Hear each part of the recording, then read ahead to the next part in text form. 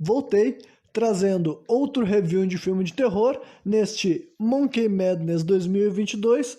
Durante o mês de outubro eu andei trazendo vários reviews de filmes de terror para vocês e no dia de hoje eu vou estar falando a respeito do 19º filme que eu assisti este mês, chamado Candyman, né? O Candyman que não é o Candyman original de 1992, este eu analisei ano passado, inclusive eu recomendo todo mundo ouvir aquele de lá, porque provavelmente eu vou fazer algumas referências àquela obra nesse programa aqui, só que eu tô falando sobre o Candyman que saiu ano passado, que em português o nome ficou A Lenda de Candyman, né?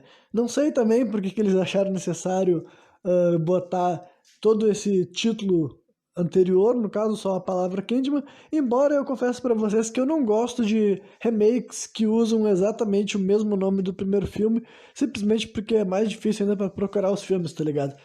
Tem que colocar Candyman 1992 e Candyman 2021, então, né, só que ainda assim, também não curto essa ideia de inventar um novo título pro filme, né, em português, A Lenda de Candyman, mas também tanto faz, né, isso daí é tudo minoritário. Mas então vamos falar sobre esse filme que basicamente ele é uma continuação sim, ele é uma sequência direta sim, só que assim, totalmente uma versão de um novo assim diretor, produtor e escritor, né? O filme original, ele era inspirado numa história curta escrita pelo Stephen King, só que o diretor não era o Stephen King, né? O Stephen King não participou da produção do primeiro filme, até onde eu sei e tudo mais. Só que daí, esse filme aqui ele não foi dirigido, mas ele foi produzido pelo Jordan Peele, que é um cara que ele tá por trás de, tipo, ele é um ator e diretor, produtor há bastante tempo, só que ele começou tipo, não sei se dá, eu consideraria ele um cara que protagonizou o movimento de trazer, assim, obras de filmes de terror com personagens protagonizados por protagonistas negros, melhor dizendo, sabe? É que eu ia dizer protagonismo negro, depois eu misturei personagens negros, ficou tudo junto. Mas o que eu quero dizer é que ele é um cara que, assim, o primeiro filme que ele fez, assim, especificamente para essa linha, para essa mensagem, é o Get Out, que aqui no Brasil é Corra, eu acho, que ficou a tradução, né? O Get Out, que é um filme bem bacana, só que eu não vou me aprofundar muito nas considerações sobre ele aqui agora, né? Porque vou falar de outro filme que o Jordan Peele está envolvido. E depois também teve o Us, se eu não me engano.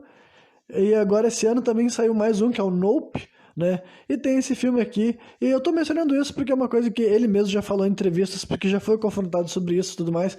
Porque é basicamente isso, a intenção dele é fazer vários filmes de terror e sempre escalar personagens negros e a história vai ter um viés racial e político, sabe? Esse daí é para isso que ele se predispõe a fazer filmes de terror, tá ligado? Tem essa ideia e tudo mais. E eu, particularmente, eu acho bacana porque é aquela coisa assim que, né, tem gente que poderia, tipo, tem gente que problematiza, tem gente que não gosta, que fala assim, imagina se fosse um cara que diz que não vai nunca escalar, tipo, atores brancos como protagonista, porque o Jordan Peele já falou isso, sabe? Ele disse que os filmes dele serão sempre protagonizados por atores negros, né? Aí os caras falam assim, imagina se, né, o cara dissesse o contrário. Em primeiro lugar, é o tipo de coisa que, tipo assim, nunca precisou ser dita, mas sempre aconteceu, né?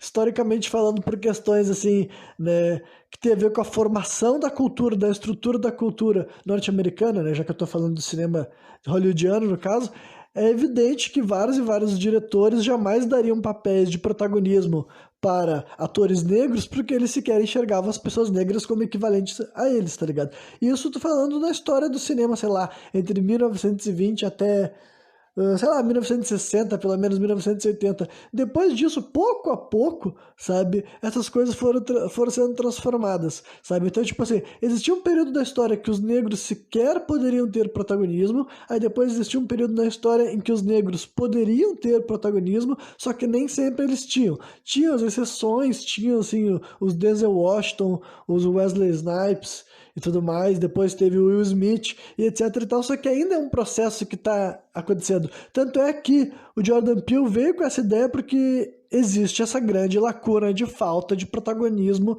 negro em filmes de terror, tá ligado? Qualquer pessoa que assiste filmes de terror, se tu for puxar pela tua memória, tu for tentar comparar Quantos filmes eu assisti que o protagonista era uma pessoa branca e era uma história de terror, sabe? É disparelho demais, tá ligado? Então eu não me importo, tipo, eu particularmente eu não vejo problema nenhum que um esteja dizendo, olha só, eu vou fazer filmes de terror com atores negros e, né, com diretores negros e pessoas da produção negra, pessoas negras trabalhando, porque eu também quero essa representatividade acontecendo na frente das câmeras, por trás das câmeras e tudo mais. Então, honestamente, cara, já que essa é a primeira obra do Jordan Peele que eu tô trazendo aqui nos programas do Monkey Madness, eu vou dizer que eu acredito que essa iniciativa é muito bacana, é muito maneira e tudo mais, e isso faz parte dos filmes dele, sabe? Só que agora, depois de ter esclarecido isso, eu vou partir para aquela análise cena por cena e tudo mais, porque basicamente é um filme recente, tá ligado? O que eu posso dizer, assim, que o veredito final da minha experiência com esse filme é que eu gostei sim, mas eu não morri de amores, tá ligado? Mas então eu realmente acho que as pessoas podem assistir o trailer, e se gostarem do que viram no trailer, assistir, porque, cara, provavelmente tu vai gostar. É um filme bacana assim, só que na diferença se tu vai curtir mais do que eu ou menos do que eu, só que foi um bom, tipo, é um filme de 1h30, tá ligado? Então é um filme assim, duração padrão, duração média, até relativamente curto, eu diria, sabe? E tudo mais, então vai lá e assiste, e depois disso tu volta aqui pra ver o que eu achei e tudo mais, né? Então, vamos lá. Após os créditos iniciais do filme, né, que tem uma musiquinha assim feliz, cantando sobre um Candyman mesmo e tudo mais, um homem dos doces, né, a gente vai para o Cabrini Green em 1977. Então, o Cabrini Green é uma coisa que é um complexo, né, complexo assim, habitacional, que existe desde o primeiro filme, né. É basicamente aquelas coisas que existem até aqui no Brasil, né? Aqui no Porto Alegre eu tenho como exemplo assim, os prédios da Coab, que a gente falava assim e tal, que também acho que o nome mais correto seria conjunto habitacional, é basicamente assim, moradias populares, né, que o governo fazia em algum determinado momento para fazer com que mais pessoas, mais famílias fossem morar em alguma parte que antes estava desocupada, né, e tudo mais. Enfim, então esse Cabrini Green ele já foi, né, onde desenrolou a maior parte dos eventos do primeiro filme, só que o primeiro filme é de 92. Então 1977 é anterior ainda aos eventos do primeiro filme, né? A gente vê um rapaz que ele é chamado por Billy, né, o nome que os pais dele chamam dele é Billy, né, chama ele pra. A mãe dele manda ele levar roupa pra lavar, sabe? Naquelas lavanderias assim que todo prédio utiliza, digamos assim, né? Aí tu vê que o rapaz ele sai percorrendo assim ele sai da casa dele, ele percorre um caminho que vai até um dos prédios que realmente apareceu no primeiro filme, sabe? Um dos prédios que desenrolaria vários dos momentos e tudo mais que lá no primeiro filme, quando a Ellen estava explorando esse prédio dele, já estava desocupado, digamos assim, né? Só que daí ele chega lá nesse prédio e ele é atacado pelo cara que, tipo assim, que ele tem o visual igual ao do Candyman, só que qualquer pessoa que assistiu o primeiro filme vai saber que não é o Candyman do primeiro filme, sabe? Não só que é interpretado por outro ator, né? Mas até o menino chama ele de Sherman, né?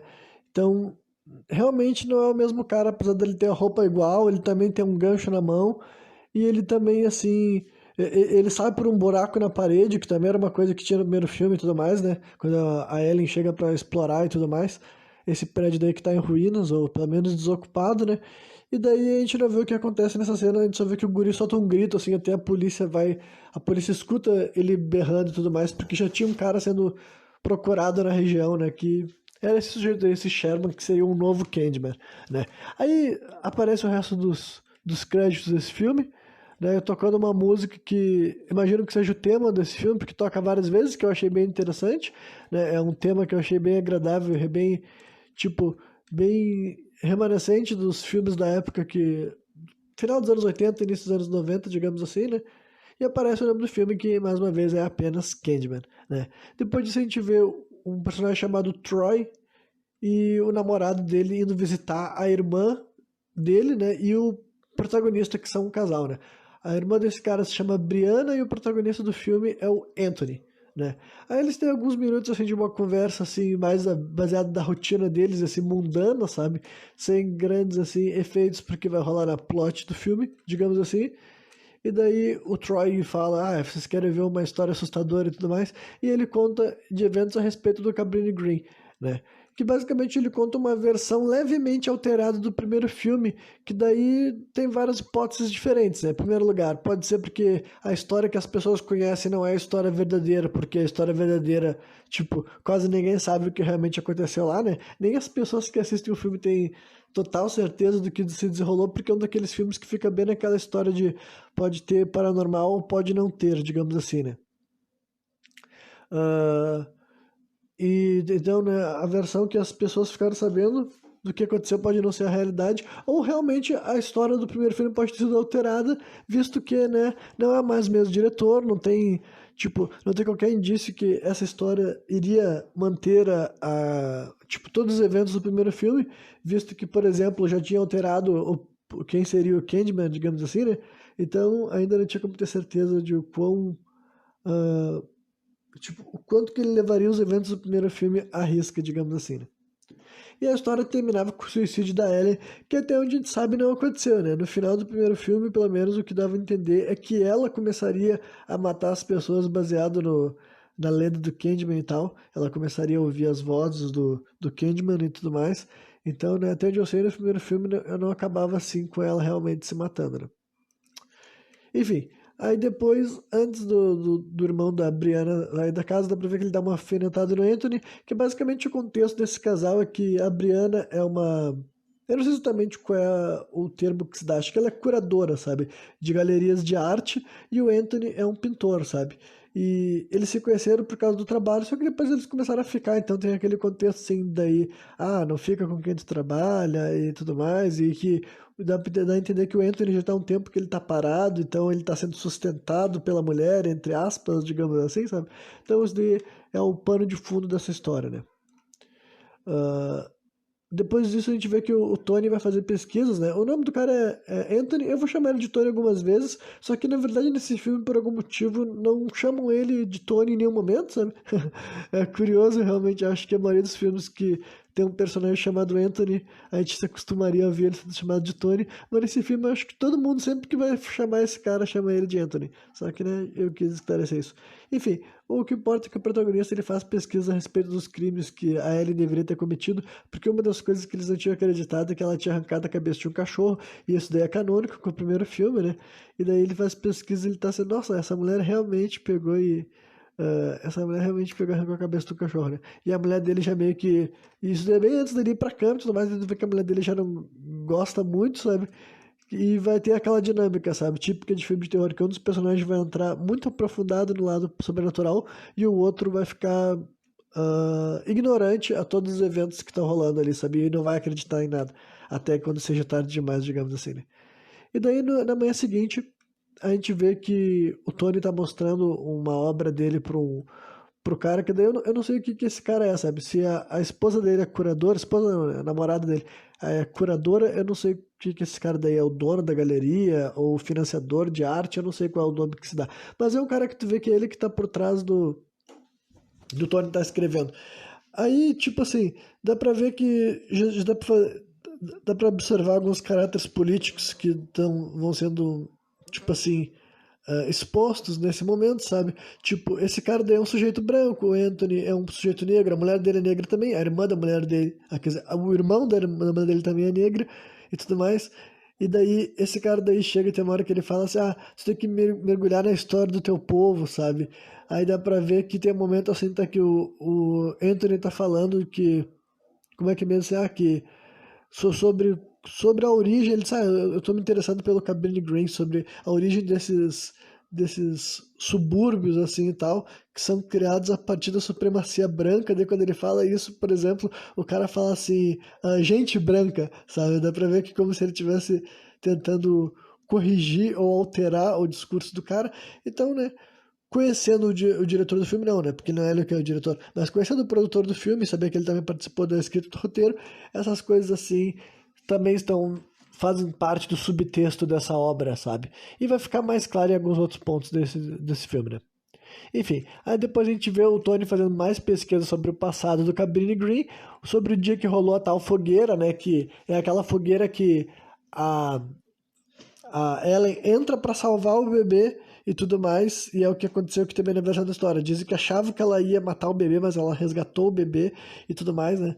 e daí depois ele encontra algo a respeito da catedral, que é aquela que se desenrolava vários eventos, né, importantes do primeiro filme, digamos assim, e tu vê que ele chega até ela, sabe? Ele enxerga ela, tu vê que ela está bem alterada, né? Imagina que esse filme é contemporâneo à época que ele foi feito, então ele é de 2021, tipo, o universo do filme se desenrola em 2021, então quer dizer que já seria, sei lá, quase 30 anos desde os eventos da história original, né? Então é por isso que a catedral tá bem diferente, né? Ele tira uma foto da estrutura e depois ele pula para adentrar aquela parte do Cabrini Green que continua deshabitada, né? Assim como em 92 essa parte já não estava mais sendo utilizada, nesse momento aí também ainda continuava desabitado. E daí, quando ele trespassa, assim, sabe? Ele pula, dá pra ver uma cena dele pulando mesmo, assim, ó. A grade, tu vê que ele é picado por uma abelha, sabe? Que essa abelha basicamente vai desencadear, assim, uma espécie de vírus ou infecção dentro dele. E eu confesso que pra vocês daí, essa foi uma das partes que eu menos gostei da grande narrativa, sabe? Porque ah, as abelhas sempre foram importantes desde o primeiro filme, por causa do contexto, tipo a origem, né? A origem por trás do personagem Candyman e tudo mais. Então é maneiro, só que nesse filme eles foram por essa rota de realmente é como se ele tivesse, sei lá, ele sendo infectado por um vírus, só que, tipo assim, ao mesmo tempo que é um negócio grande que, tipo assim, não dá pra desconsiderar, sabe? Ah, ele ter sido picado faz com que a história flua pro lado que ela vai fluir, digamos assim. Isso não é muito expandido, sabe? Pelo menos poderiam, já que ele ia ser transformado em algo muito bizarro, que é o que vai acontecer com ele graças a essa picada, pelo menos eles podiam ter tudo explicado realmente assim, uma explicação mirabolante de o que que seria então essa abelha que picou ele, sabe? Mesmo que fosse assim uma coisa bem a abelha do mal, a abelha com o poder, sabe, da vingança, alguma coisa assim desse gênero, porque, olha, no primeiro filme não tinha nada disso e vocês vão ver que esse cara vai ficar, essa abelha vai alterar a forma que o corpo dele se mostra, sabe? E daí, né, depois disso a gente vê daí mais uns 3 minutos de cenas do Tony explorando o conjunto habitacional, sabe? Tu vê que continua vazio e tudo mais, só que dele acaba dando de cara com outro cara, sabe? Com outro sujeito chamado William Burke, que tu vê que ele é um cara que mora, tipo, morador da região, não exatamente daquele lugar que estava desabandonado, mas deve ser alguma quadra próxima ali, digamos assim, né? E daí o Anthony vê que ele tá com sacolas e tudo mais, e ele se oferece para ajudar o cara. Aí tu vê que eles vão até uma lavanderia que esse Burke é o dono, sabe? Dá pra ver que o nome dessa é a lavanderia do Burke, né? Então tu vê que ele que é o dono daquelas lavanderias públicas e tudo mais, né? E daí tu vê que ah, o Anthony pergunta pro Burke sobre essa história da Ellen e tudo mais que aconteceu ali no Cabrini Green. Daí ele fala, eu sei que história é essa. Uma mulher branca morre aqui na região e a história vive pra sempre, né? Que em contrapartida várias pessoas negras morrem e nem todas elas viram história, entendeu? Essa outra parte ele não fala, mas é um subtexto, né? Que faz parte da narrativa que o filme tá querendo nos contar, né? E daí... ah, daí ele diz que, sobre a Ellen, eu acho que ela acreditou, eu acho que ela encontrou o Candyman, sabe? Ela buscou, ela buscou pelo Candyman e encontrou ele, e isso daí a gente sabe que é verdade, né? Ela realmente encontrou o Candyman, né? E daí ele disse que pra ele Candyman era um homem chamado Sherman Fields, né? Aí a gente vai descobrir que aquele guri que a gente viu no começo do filme, que era chamado de Billy, é o William Burke. Aí que eu não sei muito bem, não sei se Billy seria o nome do meio, eu não sei se Billy e o William tem alguma ligação que eu não tô ligado, né? Porque eu me lembro da mãe do guri ter chamado ele de Billy, não de William. Mas, né, de acordo com a narrativa, esse guri daí lá do começo é ele. E a gente vê o que acontece naquele final lá, tipo assim, depois daquele momento que ele soltava o grito, sabe? Tu vê que o grito dele alerta a polícia chega lá e mata ele, assim, de maneira brutal, né? O cara descreve que ele foi agredido, foi espancado e tudo mais. Né? Nem tentaram prender ele, digamos assim, já antes que ele reagisse, ele já foi morto, né? E no final das contas também o cara disse que ele era inocente, né? Essa era a moral da história, que basicamente por que ele estava sendo perseguido é que diziam que uma, tipo, tinha um cara dando doce para as crianças no bairro e podia ser ele mesmo, só que de um momento apareceu uma navalha num doce que foi dado pra uma criança branca e isso daí foi motivo para matar esse cara, né? Só que daí depois que esse maluco tava morto já, isso daí continuou acontecendo, então mostrou que quem tinha feito isso não era ele, essencialmente, ou algo desse tipo, sabe? Só que também o que é muito estranho nessa narrativa toda que eles estão querendo montar é que, tipo assim, por que o cara tinha mão de gancho então, sabe? Ou, tipo, era simplesmente eles querendo nos mostrar que o William tava mentindo realmente a história para tentar convencer o Anthony de uma narrativa, por exemplo, porque senão meio que não faz sentido, sabe? Tipo, por que que uma pessoa que não é um maníaco ia fazer um implante de mão de gancho, sabe? Uma mão de gancho é muito aplicável, sabe? A única razão para te querer ter um gancho na mão é enfiar na carne dos outros. Então, né, é um bagulho assim que eu não entendi muito nessa história de que o Sherman seria inocente e ele morreu de maneira injusta, sabe? Mas, ok, né? Essa é a história, né? Aí o Tony vai pra casa, né? Tu vê que ele pinta um quadro e tudo mais, e ele mostra esse quadro pra esposa dele, sabe? E tu vê e ele fala que o quadro foi inspirado na história que ele viu, e a mulher dele até fala, nossa, mas né, é um quadro bem assim, não dá interpretação pro cara que tá vendo, né? Já a imagem é bem, fala por si só. Daí, né? Deixa eu ver. Eles têm uma conversa sobre isso, né? Porque esse filme também tem essa a característica da arte, que também é uma coisa assim, como eu posso dizer assim, original, sabe? O primeiro filme ele tinha mais aquela. A narrativa estava progredindo por uma questão de pesquisa acadêmica, né? Agora esse filme não, ele já foi um pouco por isso, questão assim, do universo da arte, da pintura e tudo mais, né? Aí tu vê que o Anthony faz aquilo que nenhum personagem de filme de terror deveria fazer, que é ele faz um processo de falar o nome Candyman 5 vezes, que é isso que desencadeia a aparição do espírito, né? Ele faz isso, né, contra a vontade da mulher dele, a mulher tava tipo assim, ah, não brinca com essas coisas, esse tipo de papo, né? E só que no final das contas, tipo, é um bagulho assim que é até difícil de entender o que isso afetou mesmo na jornada dele, sabe? Porque ele já tinha sido picado por abelha. E essencialmente o que vai levar ele à morte é a picada da abelha e o William Burke, né? Que é o cara, eu já vou dar spoiler, que é esse cara daí que ele já conheceu. Então, tipo assim, ele fala, ele chama, ele invoca o Candyman depois disso, sabe? Então, honestamente, aqui nesse filme dá pra dizer que falar o nome do Candyman não vai fazer tu morrer, embora ele não tenha morrido, né?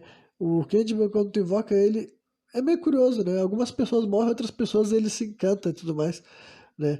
Então talvez mostre que ele tem uma agenda mais particular e pessoal e não é tipo assim, se tu for um qualquer e invocar o Candyman, ele te mata. Agora, se tu não for um qualquer e invocar o Candyman, ele vai tentar fazer alguma coisa, controlar a tua vida, sabe? Assim como ele fez com a Ellie no primeiro filme e vai fazer com o Tony nesse segundo, né? Aí rola-se a próxima cena do filme que se trata da exposição, sabe? A exposição que a Brianna tava fazendo a curadoria, o Anthony ia ter obras deles lá, e aquele sujeito lá ia estar expondo, né, aquele cara que a gente viu tendo aquela conversa com o Tony mais cedo, né? Aí a gente vê alguns breves momentos focando numa adolescente, sabe? Que tu vê que ela vai até a frente de um espelho e naquele espelho tá dizendo que o nome da obra é Diga o Meu Nome, que é pra falar 5 vezes Candyman na frente do espelho e tudo mais, né? Que é a obra feita pelo Anthony, né?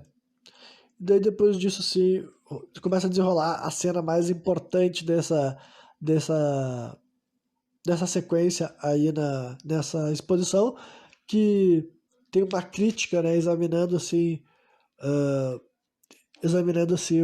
essa obra, né, que é um espelho, só que se tu abrir ele, dentro do espelho tem o resto da obra, que tem aquela imagem que a namorada do Anthony tinha definido como explícita e tudo mais.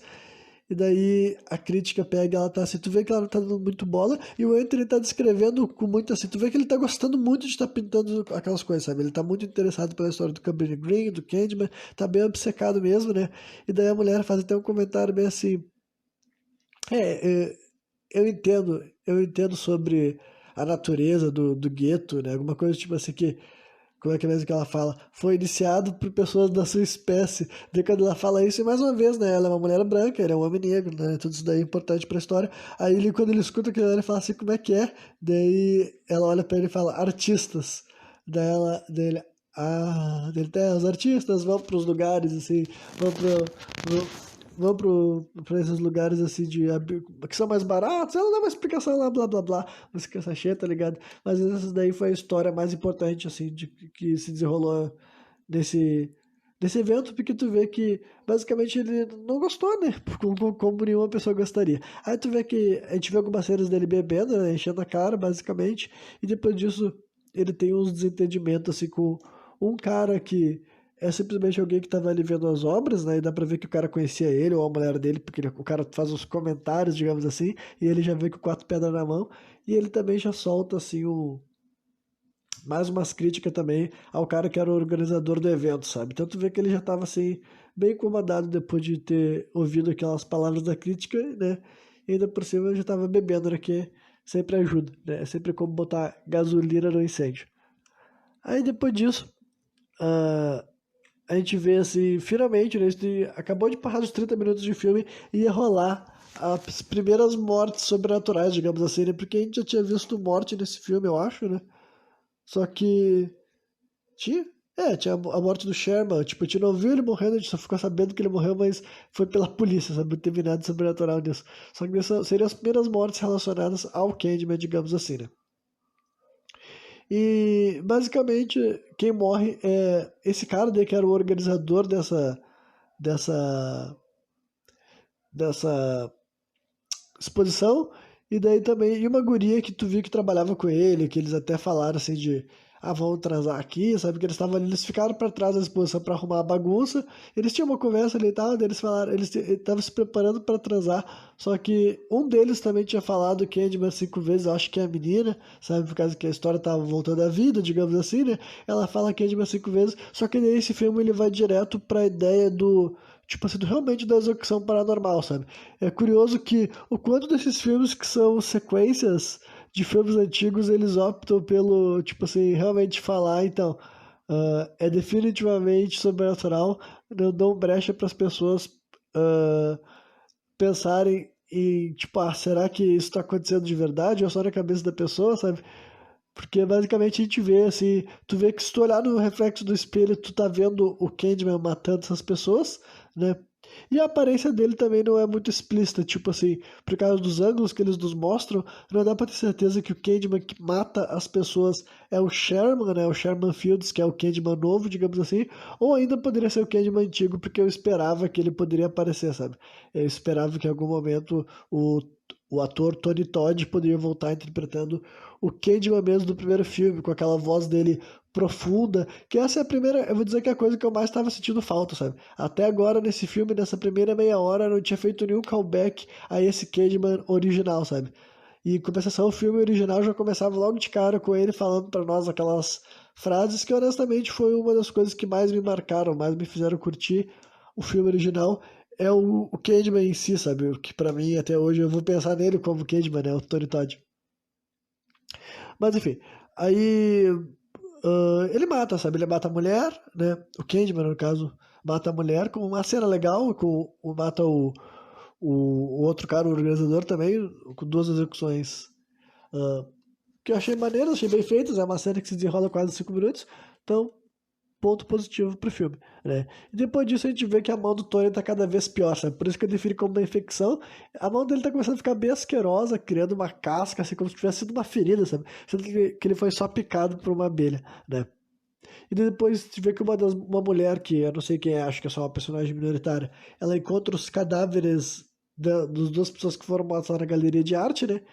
E daí depois disso você até passa, assim, eles mostram um pouco do que aconteceu, né? O desfecho disso, e tá passando no noticiário falando sobre isso, e tu vê que corta pra cara do Anthony ouvindo essa notícia, sabe? E daí, no noticiário eles falavam bem assim, os corpos foram encontrados na frente de uma obra feita por um artista local chamado Anthony McCoy, com o nome de Diga o Meu Nome. Aí tu vê que ele abre o sorriso e fala, eles falaram meu nome, e eles disseram Say My Name, que é o nome da obra.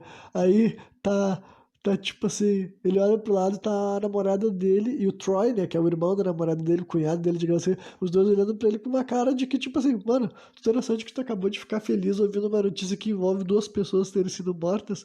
Aí elas estão com uma cara assim, ele tenta falar, não foi isso que eu quis dizer, só que, né, todo mundo já. Então essa daí eu achei uma cena bem engraçada, sabe? Porque ele nem conseguiu esconder que o mais importante pra ele era a obra dele estar sendo mencionada, não importando o contexto que tinha acontecido, né? Enfim, aí naquela noite a gente vê que a esposa do Tony, né, a Brianna, tem um pesadelo com o pai suicida dela. E esse é o tipo de coisa que eu confesso que eu também não sei muito bem, sabe? Eu não sei se esse filme podia ter tido uma meia hora a mais para essas coisas serem desenvolvidas, ou se isso daí pretende ser abordado em outros filmes, sabe? Porque eu confesso que, ao mesmo tempo que a gente consegue compreender que a Brianna tem um background, ele é mencionado tão brevemente e de uma maneira assim que não conseguia elaborar, sabe, com clareza e o que eu deveria levar, tipo, mais importante, sabe? Mais importante da história que eu tô vendo é o que essa história que eu tô vendo quer dizer sobre o que tá acontecendo no presente, sabe? Mas a gente entende que o pai dela se matou, sabe? Tu vê que ele tá assim na beirada da janela, e a filha dele pergunta, pai, o que que tu tá fazendo? Ela fala, você sabia que eu sou capaz de voar? Alguma coisa tipo assim, sabia? Ele se toca na janela, né? Então tu entende que ela tem isso daí, sabe? E, né, de alguma forma isso é importante, eu acho. Né? E depois disso a gente vê que ela acaba enxergando o Candyman no quarto deles, então tá indicando que o Candyman já tá, tipo, você já tem acesso à casa, né? E nós sabemos que tem, né? E depois disso ela se acorda mesmo, então ela teve um pesadelo dentro de um pesadelo, eu acho, né? E depois ela se acorda mesmo, se levanta e ela vê o Anthony no banheiro e ele, tipo assim, tu vê que ele dá uma enxotada nela, ele fala, já volto, já volto, já vou pro quarto. E ele fecha a porta assim na cara dela, sabe? Então por algum motivo ele queria um pouco de privacidade, né? Depois disso a gente vê o outro dia, né? O Anthony pede os arquivos da falecida Ellen, né? Ele vai até, sei lá, se é a universidade que ela estudou, algo do tipo, e ele fala que se tinha alguma coisa no nome dela, né? E tu vê que ele começa a escutar, assim, que ele pega os papéis e também umas fitas, né? Alguns documentos dela. E ele passa a escutar essa fita com as reflexões da Ellie, que é basicamente, eu não sei se tudo que ela fala ali a gente já ouviu no primeiro filme, mas algumas constatações, sabe, do que era, sabe, e o que seria o Candyman, que ela fala que pra ela o Candyman não é, nunca foi o único sujeito, né, é uma espécie assim de subconsciente coletivo que foi formado para lidar com tanta dor, com tanto trauma mal resolvido de uma comunidade inteira e tudo mais, que de certa forma esse daí é um conceito principal que foi desenvolvido nesse filme, embora eles também deixaram explícito que sim, existe uma entidade paranormal que é a razão de por que isso daí existe, né? Mas talvez o que potencialize essa entidade, em primeiro lugar, seja os traumas daquela região, por assim dizer, né? Mas dá pra ver que essa parada do subconsciente coletivo, né, e o trauma coletivo tá sendo explorado nesse filme mais uma vez, né?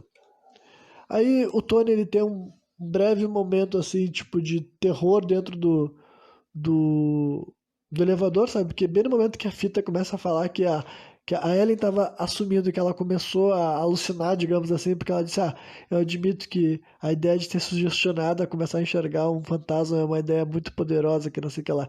Daí tu vê que o Andrew tá até sorrindo com uma cara, tipo assim, não sei, sei lá. Eu não sei se ele ainda tava... Porque ele tava com uma expressão bem de boas nesse momento, sabe? Só que daí pisca as luzes do elevador e ele olha pro teto e ele se enxerga como se ele fosse o Sherman Fields, tá ligado? Aparece, ele se enxerga como se fosse o Candyman, só que o Candyman é versão Sherman Fields, e dá a entender que seria, sei lá, é o que a abelha tá transformando nele, sabe? Ele vai virar um Candyman também, sabe? Então por isso que eu disse, a abelha infectou ele, sabe? Né? Aí depois tu vê que ele tá escutando mais umas gravações da Ellie enquanto ele tá na casa dele pintando, sabe? Fazendo assim mais quadros, né? E tudo mais. Aí dessa vez a gente escuta sobre um caso de uma mulher chamada Ruthie Jean. E essa Ruthie Jean, eu me lembro que ela era o caso que a Ellen tava investigando, tipo, no, no primeiro filme, sabe? Era contemporâneo aos eventos do primeiro filme. Mas basicamente está descrevendo que teve uma mulher que ela foi morta lá no Cabrini Green por golpes de, de gancho e a polícia não fez nada, ninguém deu bola e a mulher tinha denunciado várias vezes dizendo tem um cara me ameaçando, tem um cara que vai me matar e as pessoas cagaram pra ela, né?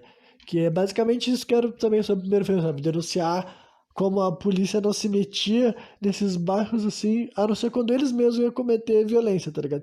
Que isso daí também é uma denúncia assim, né, facilmente associada com a vida real, né? Ah, aí tu vê que ele fala pra mulher dele que ele vai dar uma volta e a mulher dele fala assim, mas não te esquece que a gente tem um jantar importante essa noite, né? Não estraga tudo isso pra mim, né?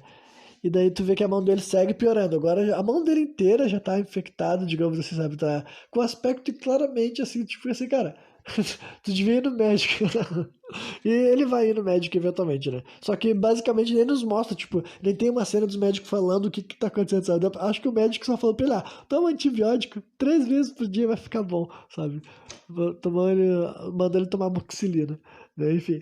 Aí o Anthony visita uma clínica, como é que é? Ah, não, ele visita a crítica, isso. Eu li errado. Ele visita a crítica, aquela crítica que tinha sido escrota com ele, sabe? Eu não sei porquê, não sei se foi ela. Acho que ela ligou pra ele no momento que ele tava pintando os quadros, assim. Acho que nos mostra ele recebendo uma ligação, né? E daí, aquela mulher, agora tu vê que ela tá falando positivamente da obra. Ela fala, inclusive, ela fala dos eventos do que rolou do crime, né?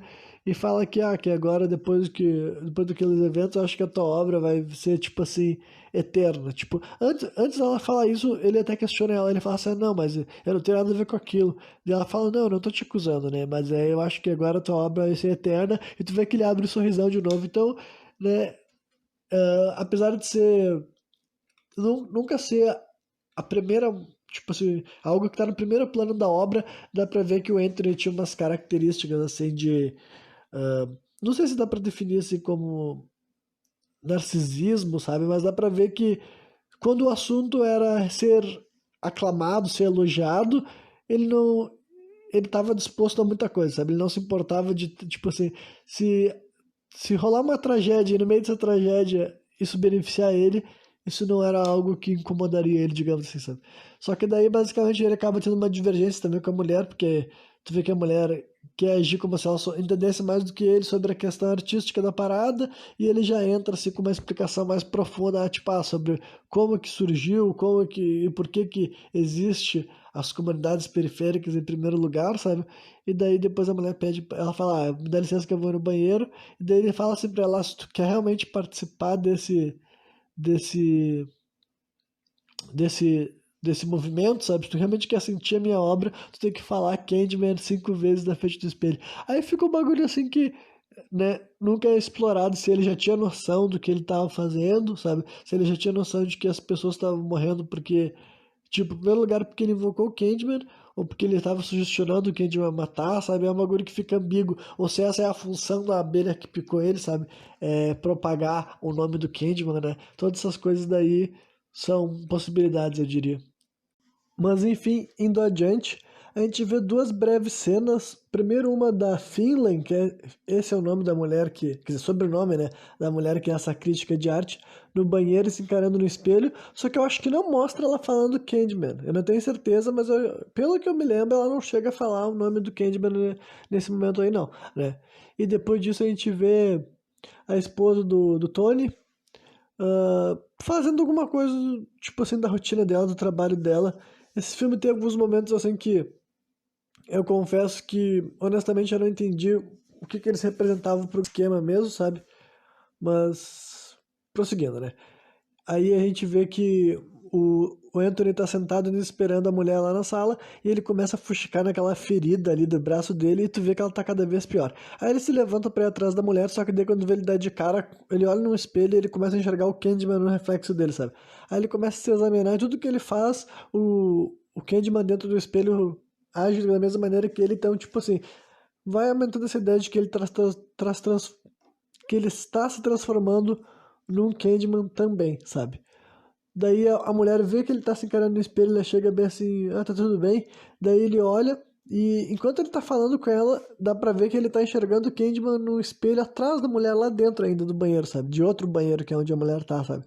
E daí ele só fala, sabe, tem que largar, né? Aí tu vê que ele sai às pressas do apartamento dela e a gente vê que ela morre de uma maneira assim minimalista, digamos assim, sabe? Por causa que a câmera começa a se afastar e se tu ficar observando, tipo assim, não é uma cena que eu acho que é secreta, sabe? Só que eles optaram por fazer a morte dela, tipo assim, a gente tá enxergando ela morrendo de uma maneira bem distante, sabe? Só que dá pra ver que depois que o cara saiu, ela morre de uma maneira sobrenatural, sabe? Dá pra ver que ela alguém bate, algo, né? Bate com a cara dela no espelho, assim, espelho não, né? No vidro de uma dos lados, assim, do apartamento dela e vai arrastando ela assim, de cara no vidro, né? E tu vê que fica aquele rastro de sangue. Então, tipo assim, se ela não falou Candyman, Candyman, Candyman, dá pra ver que ela foi morta só assim ah, pelo desejo de vingança, assim, do Anthony, sabe? Pelo desejo dele ver ela morrendo, talvez, sei lá, né? Porque eu acho que nesse filme, desde que o Candyman tá matando as pessoas, eu acho que ele não matou nenhuma pessoa negra, sabe? Eu acho que esse filme daí foi pra esse lado. Eu não tenho certeza mesmo, mas agora, pelo que eu tô me recordando, dá pra ver que eles estão levando mais, assim, o Candyman praticamente como um espírito justiceiro, tá ligado? Embora não necessariamente vendido como um herói ou nobre, mas ainda assim é para fazendo assim, né, para praticamente todo mundo que tá executando tinha alguma rixa, algum problema, ou tinha contrariado o Anthony em algum nível, sabe? Nananana. Daí vamos ver onde é que a gente vai parar agora. Enfim, tá? Que eu esqueci de acompanhar com as minhas anotações, né? Isso daí tá chegando perto da 1 hora de filme. Já passou dos 45 minutos, tá? Já passou da metade do filme, digamos assim, né? Aí a gente vê que tá rolando daí o tal de jantar importante que a Brianna tinha dito mais cedo, né? Que basicamente tu vê que tem um político assim. Um político não. É, que eu não sei o que que esse cara era, sabe? Mas tu via que era um cara lá que ele era um figurão, sabe? Só que ele tava ali pra fazer assim, basicamente o que ele queria fazer era o encontro da Brianna com uma outra mulher relacionada à arte que trabalhava num museu, se eu não me engano, ou numa exposição em outra cidade, porque se eu não me... o filme eu acho que se passa em Chicago, sabe? Porque tem algumas conversas sobre isso e tudo mais. Só que tu, tipo, mais uma vez todas essas conversas assim e tal, eu não sei se é só pra enriquecer o enredo, tipo assim, e mostrar que a Brianna tem uma vida fora do relacionamento dela com o Anthony, só que honestamente, se não tem nada relacionado com a narrativa do filme do caráter paranormal, eu, eu acho que é meio que uma perda de tempo, tá ligado? Porque realmente tem cenas o suficiente pra, tipo assim, que se isso estivesse sendo aproveitado pra desenvolver aquilo que as pessoas querem saber de fato, a gente teria uma história com mais, enfim, com maior, assim, profundidade até, sabe? Mas indo adiante. Aí, essa cena daí chega no momento mais importante, quando a notícia de que aquela crítica, Finlay, foi encontrada morta no apartamento dela. Aí, tipo assim, o Anthony, claramente, ele nem consegue disfarçar que ele não tá incomodado, ele fala que tem que largar, ele tem que sair, e a mulher dele vê ele saindo, né? Então, tipo assim, acho que nesse momento dá pra ficar evidente que tinha algo estranho, tá ligado? Considerando o jeito que ele agiu quando ele ficou sabendo das primeiras mortes. E agora, quando ele agiu, quando ficou sabendo da segunda morte, né? Já dá pra te deduzir que tem caroço naquele angu. Aí a gente vê que o Anthony vai até a lavanderia e ele conversa com o William Burke. Aí ele fica sabendo da história do Candyman original, sabe? Basicamente é nesse momento do filme que eles falam explicitamente: bom, então, existe o cara do primeiro filme, se eu não me engano, aqui nesse filme chamam ele de Daniel Robitaille ou algo tipo assim. Eu não me lembro se esse era o nome dele no primeiro filme, nem me lembro se batizaram ele no primeiro filme, honestamente, sabe? Só que a história é basicamente aquela mesma, sabe? Dele ter sido um cara. Aqui eu acho que talvez eles tenham colocaram mais assim em profundidade alguns pontos, sabe? Elaboraram algumas outras características a respeito do passado dele, que ele era um homem, ele era um negro, né, que viveu no final do século XIX, né? Final do século XIX, entendeu? Lá para 1890 e noventa e pouquinhos. E ele viajava o interior dos Estados Unidos pintando geralmente as pessoas ricas, as pessoas brancas, né? E ele até, isso nem faz parte do discurso do filme mesmo, sabe? Ele até mencionar, mas sabe como é, né? Eles amam a nossa arte, mas eles não amam a gente, né? Que isso tinha a ver até com aquilo que o Anthony tá vivendo no presente, tá ligado? Que é isso que basicamente dá pra dizer que era o sentimento que ele sentia, que apesar dele ser o artista, ele não se sentia talvez representado ou não se sentia assim, respeitado também por aquelas pessoas que estavam utilizando da arte dele também, sabe? Então tem todo esse caráter daí que é reforçado daí nesse background do Daniel. E daí diz que ele cometeu o maior pecado de todos, que foi se apaixonar daí por uma mulher branca, e ele engravidou ela. E quando ele engravidou ela, daí rolou aquele processo de mandarem matar ele. Ele foi executado com, tipo, arrancaram a mão dele fora. Tipo, até falaram que depois que arrancaram a mão dele, colocaram o gancho, que é um bagulho meio assim. Eu entendo que a gente gosta da história do cara ter um gancho, mas, tipo, por que tu arrancaria a mão de alguém e depois enfiaria um gancho de volta, tipo assim, no lugar, sabe? Tipo, enfim, mas tudo bem. E daí, e também tem a questão, assim, de que ele teve o lance de passarem mel no corpo dele pra ele ser picado pelas abelhas, né? Que isso daí também fazia parte da história original, que é uma história muito boa, tipo, continua sendo eficiente aqui, né? Realmente é uma história de origem bem forte, bem impactante, eu até diria. Ah, e daí ele disse basicamente ali o que, que é o Candyman, né? Que é esse lugar que sempre testemunhou esses crimes injustos, essas coisas que aconteceram por razões erradas, dessas violências que nunca foram resolvidas, sabe? Então, tipo, eu diria que esse filme ele podia ter sido mais explícito, tipo assim, no lado de que quanto ao fato do Candyman ser mais assim como espírito vingador e tudo mais, sabe? Porque é um bagulho que eu não sei quanto que ficou claro isso pra todo mundo que assistiu ou não, tá ligado? E também talvez eles tivessem medo que se falasse que o Candyman não é necessariamente um vilão, sabe? Até porque, não que as pessoas que ele tá matando merecessem morrer, sabe? Mas o filme não tá fazendo de conta que, tipo assim, que é a história que tá sendo montada sobre ele, tá ligado? Pelo menos dentro da visão desses próprios personagens assim e tal. E até no final do filme não há uma contestação real quanto a isso, né? Vocês vão ver que no final do filme continua reforçando a ideia de que aqui nesse filme eles ressignificaram, né? Porque no filme original o Candyman ele era um vilão mesmo, inclusive ele matava pessoas do próprio Cabrini Green, sabe? Aqui nesse filme que então transformaram ele mais como outra coisa, eu diria, né? Enfim, aí a Brianna entra no ateliê do Anthony procurando ele, sabe? Desde que ele fugiu lá do restaurante, digamos assim, e ela vê as pinturas dele que estão, tipo, cada vez mais estranhas e sombrias, né? Aí eles têm uma conversação que basicamente no meio da conversa, assim, acalorada, aquela coisa assim e tal, ele acaba confessando que ele acredita no Candyman e a mulher fala pra ele que vai provar que o Candyman não existe e ela tenta falar Candyman na frente do espelho e ele quebra o espelho, ele começa a quebrar todos os espelhos na volta e ela age como se ele fosse maluco, né? O que, tipo, faz sentido dentro do ponto de vista dela, né? E ela se afasta dele. Ela vai pra casa do irmão dela, né, do Troy, e ela conversa com o irmão dela e o namorado dele, né? Que tem um nome também, mas o namorado dele, tipo assim, não é relevante pra narrativa mesmo, sabe? E daí os três, assim, inicialmente eles esconderam bastante, sabe? O Anthony tratando dele como assim, um maluco, sabe? O cara que tá viajando, sabe? E basicamente desde o começo do filme a gente já via que o Troy não era muito afeiçoado a esse relacionamento da irmã dela, sabe? Tem tudo isso. Aí depois, assim, mas no final dessa conversação eles entram em umas partes mais importantes, que é tipo assim, o Troy menciona, sabe, que ela não tem que ficar tentando cuidar de artistas com problemas mentais ou psicológicos, e tu vê que isso de alguma forma se relaciona com o pai dela, então tu vê que tem.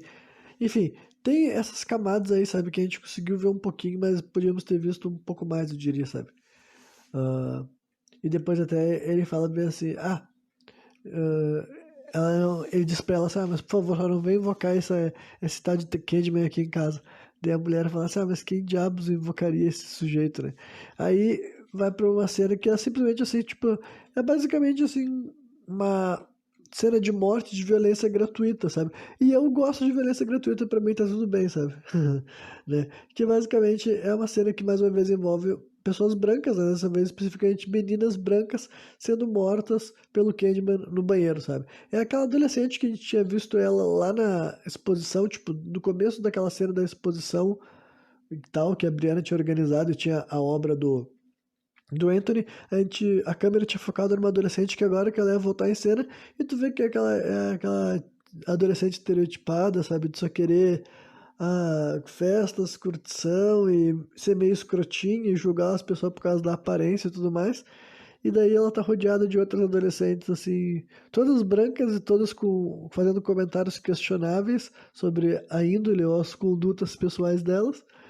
E daí no final, ainda por cima, entra uma guria que elas já estavam falando mal dessa guria antes da guria aparecer. Quando a guria aparece, a gente vê que ela é uma menina negra e tudo mais. E a guria entra no banheiro, tipo, ou pra usar o banheiro só pra ficar sentada no vaso ouvindo música.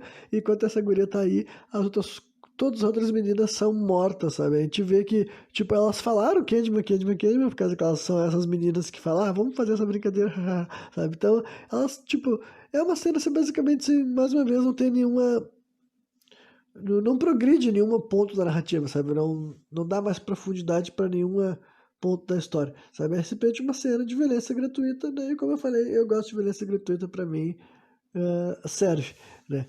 Mas simplesmente é mais do mesmo para estabelecer certos padrões que esse filme já vinha nos mostrando. Aí rola daí uma curta cena do Anthony se acordando no ateliê dele e tu vê que, tipo assim, o ateliê tá totalmente destruído com folha também, tá bem sujo, e tu vê que daí as unhas dele já estão caindo, sabe? As unhas da mão dele começaram a cair e parece que já tá, até o antebraço dele tá ficando assim, ele não tá bem podre, sabe? Basicamente o que vai aparecer mais adiante é que como se a pele dele tá virando uma espécie de colmeia, tá ligado? O que faria sentido considerando o jeito que o corpo do primeiro Candyman parecia, ele parecia uma espécie de colmeia, como se as abelhas vivessem dentro dele, sabe? Ele mesmo fosse feito de doce, digamos assim, né? Então, é isso daí que dá pra ver. Aquela picada que aquela abelha deu nele tá transformando ele num Candyman ainda vivo, sabe? Ele tá interagindo com os seres humanos, tá virando uma colmeia, mas ninguém tá prestando atenção, né? Aí a gente vê daí a Brie conversando com uma mulher que... Essa daí foi aquela mulher que conversou com ela no, no, no restaurante aquele, sabe? Naquela conversa importante, digamos assim. E tu vê que essa mulher tava, tipo assim, interessada nela. Mas ao mesmo tempo parecia que alguns comentários eram mais provocativos, tipo... Por alguma razão, apesar de que inicialmente a cena ser vendida como duas mulheres, assim... Mais uma vez, só destacando dentro da própria história do filme... Tem tudo a ver com aquele contexto de ser duas mulheres negras em posição de destaque, elas queriam se conhecer para poder trabalhar juntas, sabe? Em primeiro lugar, eu não sei o que que isso tem a ver com a grande história do filme, a não ser que, sei lá, realmente tenha uma sequência, porque esse filme é de 2021, então pode muito bem sim ter um Candyman. Não sei se eu vou chamar de Candyman 2, Candyman 3, eu não sei qual vai ser o nome daí na cronologia, né? Já que esse aqui também se chama só Candyman, né? Mas enfim, pode ter outros filmes em que essas coisas daí vão se entrelaçando um pouco mais. Só que essa cena daí basicamente era só pra. Eu não consigo, sendo bem sincero e honesto, eu não consigo ver a função mesmo dela, assim, pra grande história, sabe? E, como eu disse, é uma conversação que parecia que era de duas mulheres que têm respeito mútuo, só que por algum motivo no final dela tá me parecendo que a outra mulher tava querendo, assim, tava meio que subestimando a Brie, ou se colocando acima dela, ou pelo menos foi essa um pouco da impressão que eu tive, sabe? Aí depois disso a gente vê que o Anthony vai até o hospital finalmente, agora que as unhas dele já estão caindo, né? Ah, enquanto ele tá na sala de espera, tu vê que ele escuta a notícia de que as meninas foram mortas no hospital e que de alguma forma isso foi ligado também ao crime foi ligado ao quadro dele, porque pintaram assim no espelho dele, no espelho do colégio, Say My Name, sabe? Que é Diga o Meu Nome. Então, tipo, eu confesso que já era pra polícia realmente estar suspeitando desse cara. Afinal, as primeiras vítimas da obra de arte dele. Tudo bem, pode ser só uma coincidência. Aí agora morre umas meninas no colégio e aparece alguém pinta, sabe, o título da obra dele no meio do negócio. Realmente as coisas estão começando a ficar complicadas pro lado dele, sabe? Aí a única coisa realmente importante nessa cena do hospital, porque basicamente não nos mostra o que que os médicos falaram pra ele, sabe? Tipo assim, tá virando uma colmeia, mas isso é normal, sabe?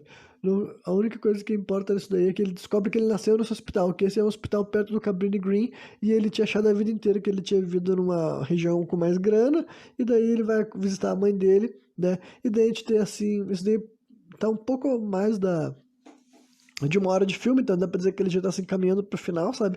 E daí a gente descobre daí que a mãe desse guri daí, né, a mãe do Anthony, é aquela mulher lá do primeiro filme que teve o bebê sequestrado, sabe? E foi sequestrado pelo Candyman, tipo assim, o que a gente entende no primeiro filme é que quem sequestrou o bebê foi a Ellen, né? Porque a gente não sabia se o Candyman existia de forma física, e a Ellen levou o bebê para um lugar que seria o Candyman que ficaria perto dela. Só que teve essa história assim no primeiro filme mesmo, e daí foi essa grande revelação, tipo, que os dois filmes estão diretamente interligados, sabe? Tipo, a gente já sabia que era no mesmo universo, a gente já sabia que a Ellen existia nesse filme daí também, só que a gente não sabia o quanto que os eventos do primeiro filme eram tão canônicos. Então é nesse momento que eles nos falam, assim, realmente, esse guri daí é especificamente o bebê que o Candyman já tinha interesse desde o momento que ele era uma criança, tá ligado? Então já confirma mais de que ele já foi escolhido para ser, ah, digamos assim, um Candyman que seria basicamente ser um mártir, só que contra a vontade, né? Digamos que, tipo assim, ele não precisaria se tornar um Candyman, né? Mas estão forçando ele a ser morto nas condições que ele vai se tornar, tipo assim, um homem negro que foi morto de maneira injusta, sabe? Porque acho que é isso que cria um Candyman, sabe? É isso que faz com que um Candyman se torne ou fortifique o Candyman original, sabe? Ele precisa que mais homens negros sejam mortos de maneira injusta naquele bairro para ele ficar mais poderoso, digamos assim. Aí sou eu elaborando várias coisas que não foram ditas dessa forma, sabe? Mas é que eu sempre faço isso, né, gente? Né?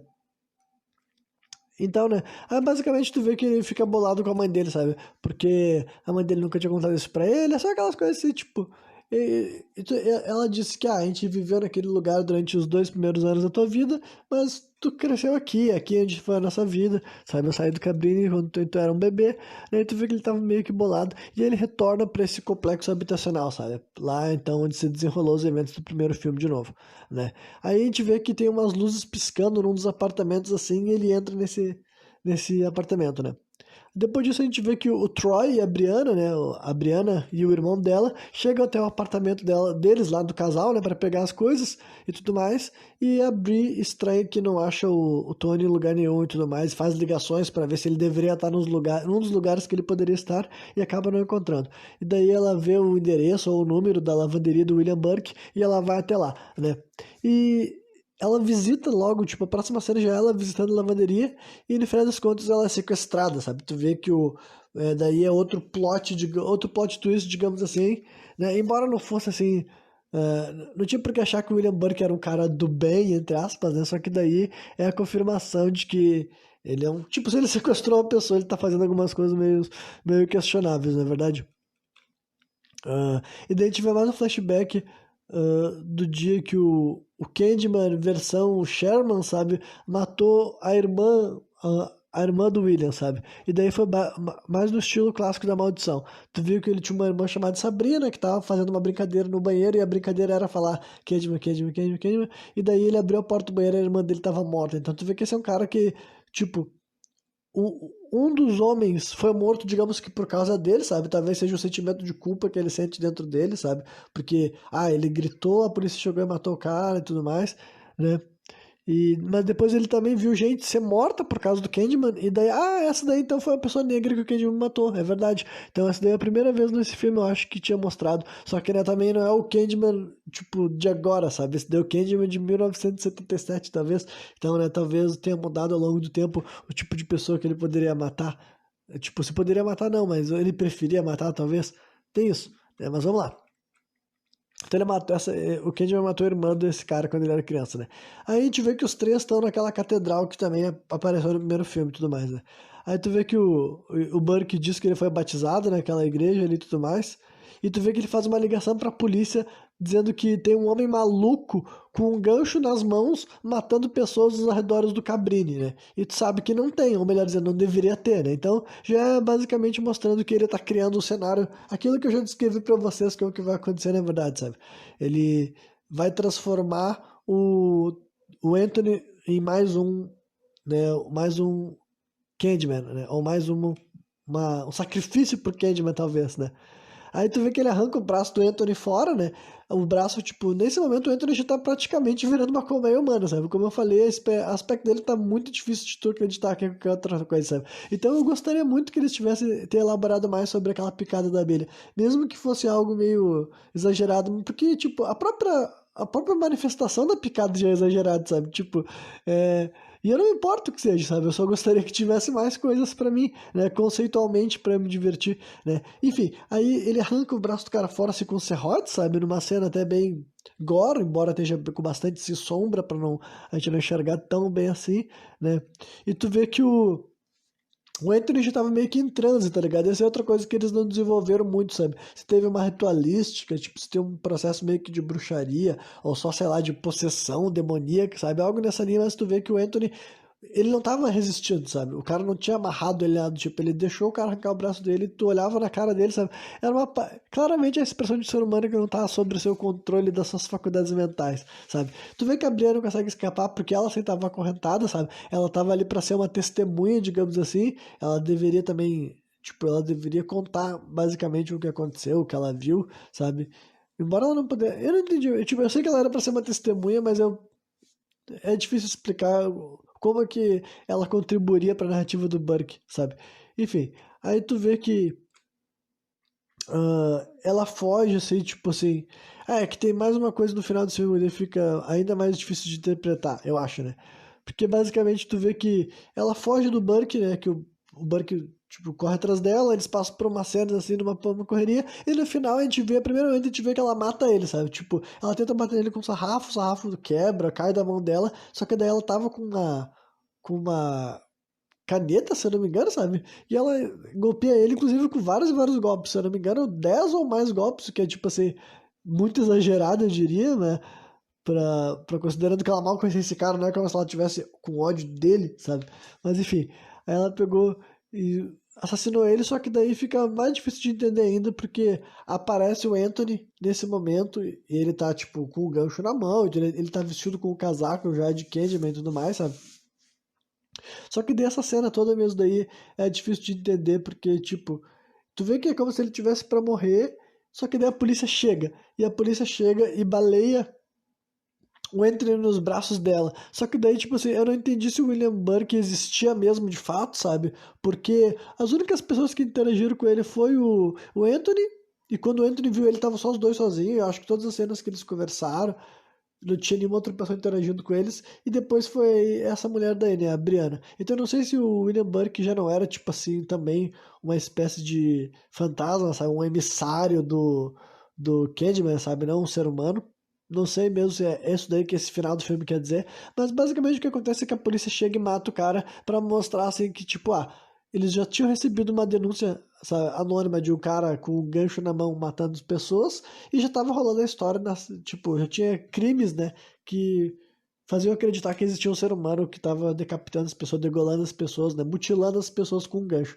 Então a polícia chegou, viu um negro com um gancho na mão e já passou fogo no cara, nem deixou o cara falar, nem se defender, sabe? Só que daí então, né, é isso que é a parte mais, tipo, eu diria que é a parte mais compreensível desse final. Só que daí o filme não termina, embora ele esteja muito prestes de acabar, né? A Brianna é colocada dentro da viatura e tu vê um policial tentando se coagir ela a cooperar com a história falsa. Tu vê que ela claramente está chocada ainda, né, com os eventos, e o cara fala assim pra ela, assim, olha, qual vai ser? Tipo, tu vai dizer que não tinha o que fazer ali porque o teu cara se colocou na gente e daí a gente teve que se defender e ele morreu? Ou a gente vai ter que falar que o teu testemunho é de uma drogada que é cúmplice de um marginal, assassino, psicopata e tudo mais. Então ele tentou coagir, ele usou o abuso dele e tudo mais, né? Abuso de poder, e tu vê que ela olha pra cara dele assim e tal, e ela decide daí invocar o Candyman, né? Mais uma vez que eu disse, esse final praticamente restabelece ele mais como um espírito vingador, sabe? Do que realmente um espírito vingativo, sabe? Se é que vocês conseguem compreender a diferença, né? Porque quiseram colocar ele bem assim num caráter de corrigir erros, sabe?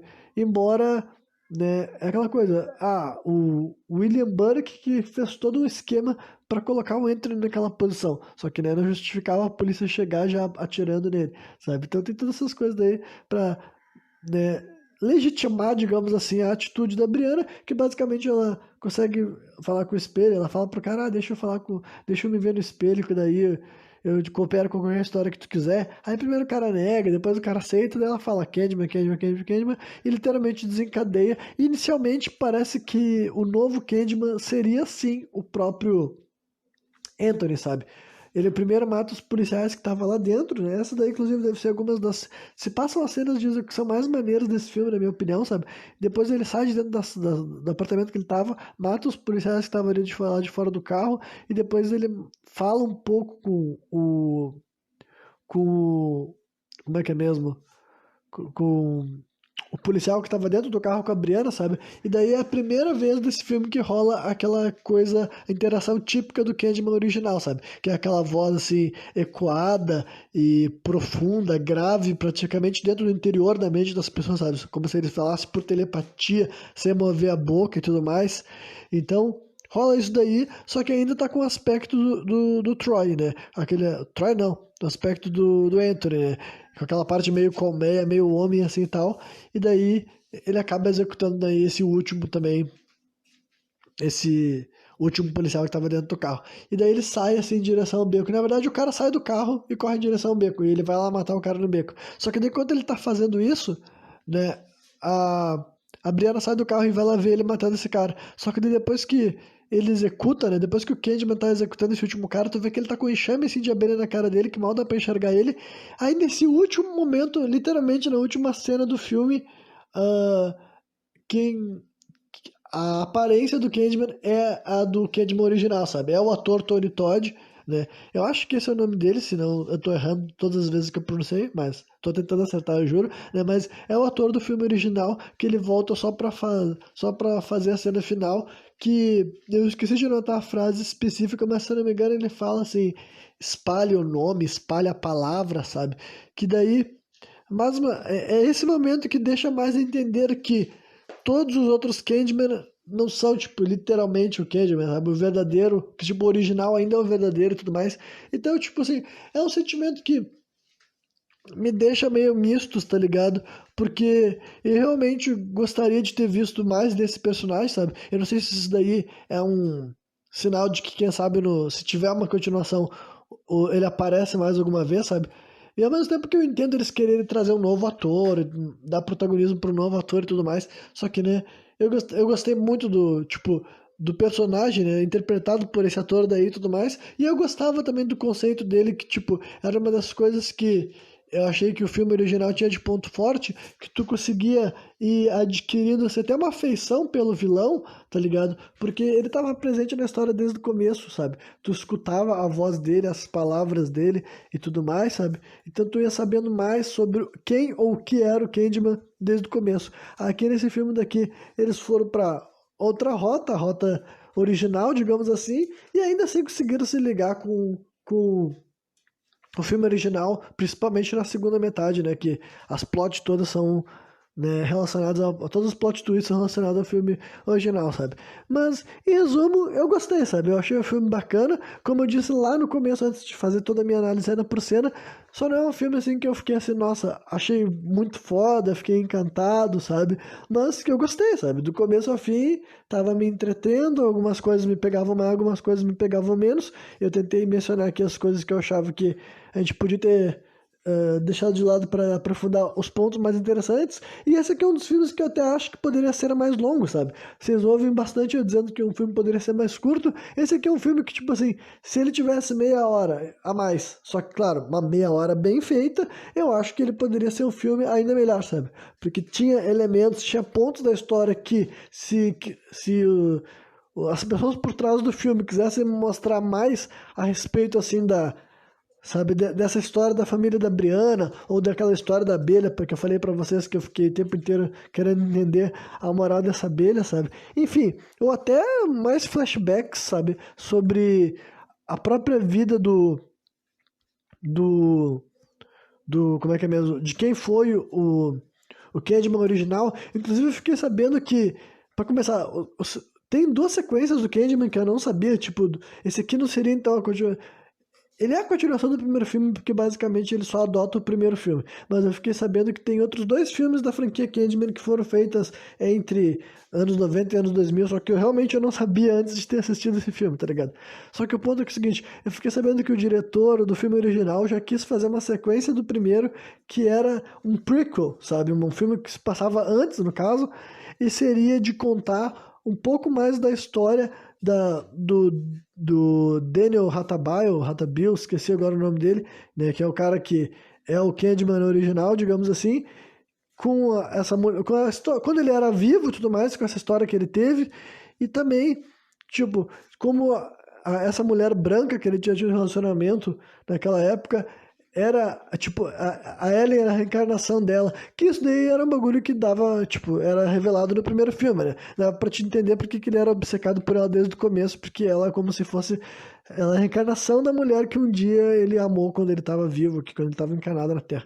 Isso daí fazia parte da história do primeiro filme também, né?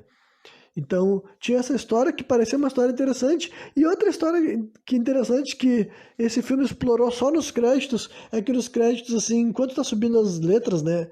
De um lado da tela tá aparecendo, assim, umas histórias curtas animadas com os bonequinhos, sabe?